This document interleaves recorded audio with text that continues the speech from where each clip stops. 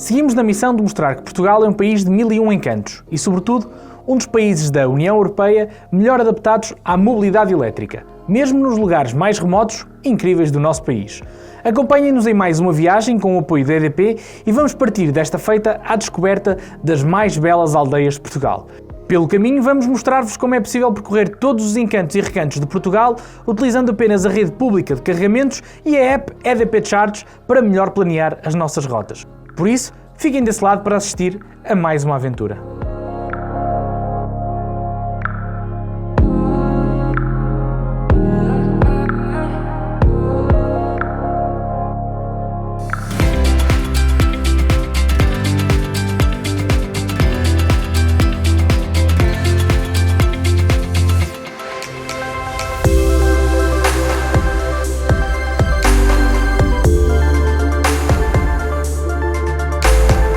Bem-vindos à aldeia de Cistelo. Por aqui passou o exército de D. Afonso VII de Leão e Castela para confrontar o exército de D. Afonso Henriques, num episódio decisivo na fundação do Reino de Portugal no século XII. Conhecida como o Pequeno Tibete português, tem nos socalcos uma marca identitária única em todo o território. Os socalcos, moldados durante centenas e centenas de anos para a produção de cereais e para pastar raças de vacas autóctones, conduzem as águas por um sistema específico de regadio, uma forma inteligente e ecossustentada de obter proveito agrícola e pecuário. Tem no centro da aldeia o núcleo de Espigueiros e a misteriosa Casa do Castelo de Cistelo, edificada em meados do século XIX. Uma aldeia que, sem dúvida, vale a pena visitar.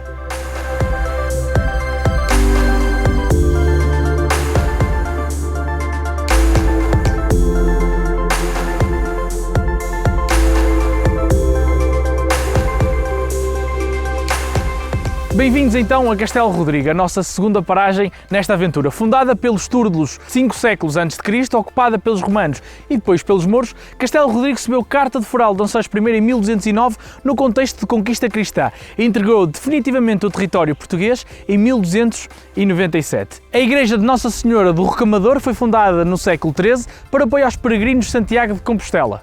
A 7 de julho de 1644 travou-se a Batalha de Castelo Rodrigo, onde tropas portuguesas, comandadas por Pedro Jacques de Magalhães, derrotaram o exército espanhol do Duque Osuna. Castelo Rodrigo foi também palco das invasões francesas entre 1801 e 1810, cuja destruição marcou profundamente esta região. Se visitar Castelo Rodrigo, não perca as velhas muralhas, o pelourinho quinhentista, a cisterna medieval e os vestígios da presença da comunidade de cristãos novos. Visitada esta aldeia de Castelo Rodrigo e com cerca de 70 km de autonomia no nosso Volvo XC40, é hora de procurar o posto de carregamento público mais próximo e descansar algumas horas para amanhã prosseguirmos a nossa aventura.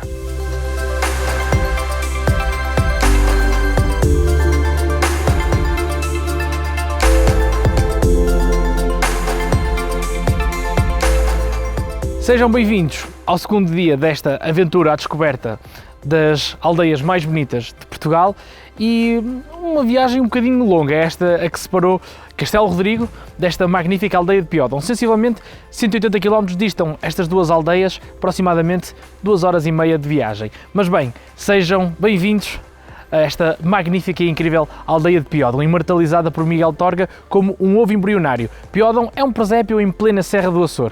Atraídos pela frescura das nascentes, os partores lusitanos formaram na época medieval um povoado a que deram o nome de Casas de Piódão. Já não há vestígios, mas existiu aqui o Mosteiro de Cister, que faz o lugar remontar ao século XIII. Na paisagem salpicada de xisto e azul, salta-nos à vista a igreja matriz, construída no século XVII, com torres cilíndricas rematadas por cones. Ao nos deixarmos vaguear pelas ruelas desta aldeia, encontramos cruzes nas portas das casas, marcas das crenças das gentes da aldeia, que com ramos de loureiro afastam os mais olhados e as intempéries. Sigamos então para a nossa próxima aldeia e esta será uma etapa relativamente curta. Segue-nos e espera-nos Dornes.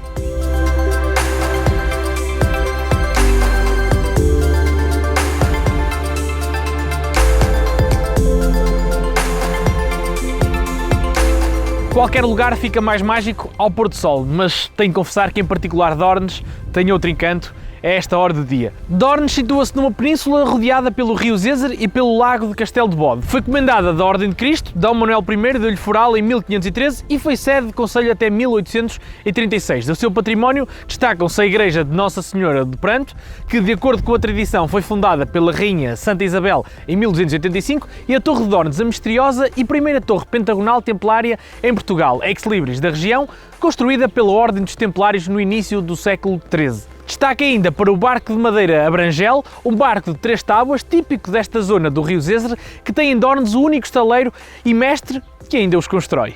A aldeia de Dornes tem uma especificidade, é que fica bem próxima do centro geodésico de Portugal. E o que é que isso significa? Significa que a partir desta aldeia, com um carro elétrico 100% carregado, praticamente qualquer carro do mercado tem autonomia suficiente para chegar a qualquer um dos pontos de Portugal. E no segundo dia da nossa aventura começamos bem cedo, em Castelo Rodrigo, visitamos a aldeia de Piódão e terminamos o dia aqui em Dornes, com praticamente 250 km percorridos e com 35% de carga na bateria do nosso Volvo XC40. Por isso, está na hora de procurarmos um posto de carregamento público, e eu sei que aqui bem perto, na Sertã, a sensivelmente 20 km, existe um carregador ultra rápido, conseguirá levar a bateria deste Volvo XC40 dos 20 aos 80% em praticamente 20 minutos. Por isso, vamos continuar esta viagem e terminar o segundo dia de aventura para descansar e amanhã ir novamente à procura das aldeias mais bonitas de Portugal.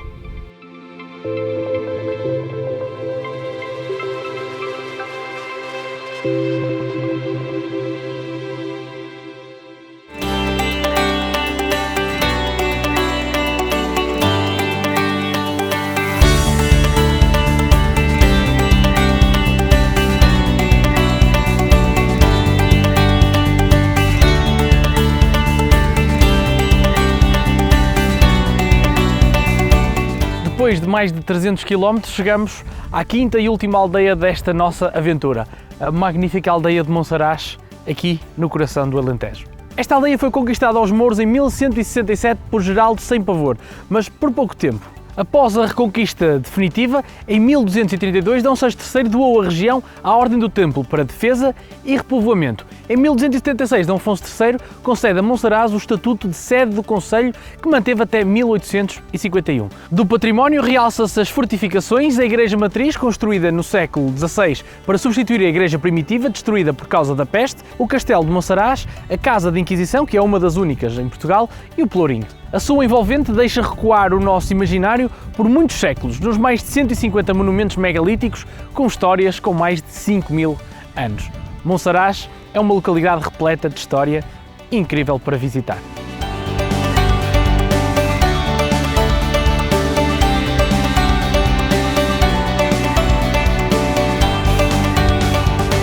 E a nossa aventura fica por aqui. Ao longo de 4 dias percorremos mais de 1000 km ao volante do nosso veículo elétrico. Partimos de Lisboa para o Cistelo, de seguida Castelo Rodrigo, Piódão, Dornes e acabamos aqui no coração do Alentejo, na magnífica aldeia de Monsaraz. Foram mais de 12 horas ao volante de um carro que nunca se revelou um inconveniente na hora de percorrer e papar quilómetros.